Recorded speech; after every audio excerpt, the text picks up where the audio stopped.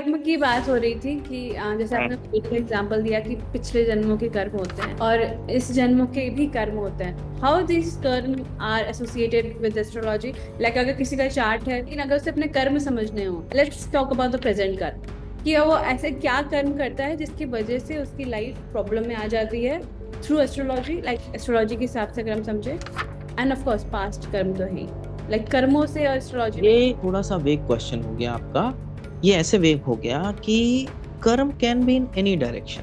अपने स्पाउस के साथ कैसा बिहेव कर रहे हो, दैट्स अ कर्म। आप सोच क्या रहे हो, दैट्स अ कर्म। आप अपने प्रोफेशन में कैसे कर रहे हो, दैट्स अ कर्म। अपने पेरेंट्स के साथ कैसे कर रहे हो, दैट्स अ कर्म। तो ये बहुत वेग हो गया, इसको थोड़ा सा हम प्रिसाइज करके एक नैरो डाउन वो कर लेते हैं, ठीक है? Narrow it down. So if you are facing से कि बहुत ज्यादा आपको अपने शादी में हमेशा लड़ाई झगड़े फेस करने पड़ रहे हैं। अब कहीं ना कहीं हम जब लड़ाई झगड़े की बात करते हैं तो we talk about Mangal as a plan, as a ग्रह। Mangal Ketu they can be involve. तो से कि अगर आपका मंगल बुरा प्लेस्ड है 7th हाउस में, okay, so it simply means that you have been giving such kind of things to the people before. और अब आप अगर ये बात समझ लें कि मेरा इस भाव में ये चीज है, इसी वजह से है, अब एक्सेप्ट करके यू स्टार्ट करेक्टिंग। सीधा उसमें एक रेमेडी बजरंग बली का पाठ करना, ठीक है, that's very good thing, you should do it. मगर until unless you are willing to change, nothing will change for you. Correcting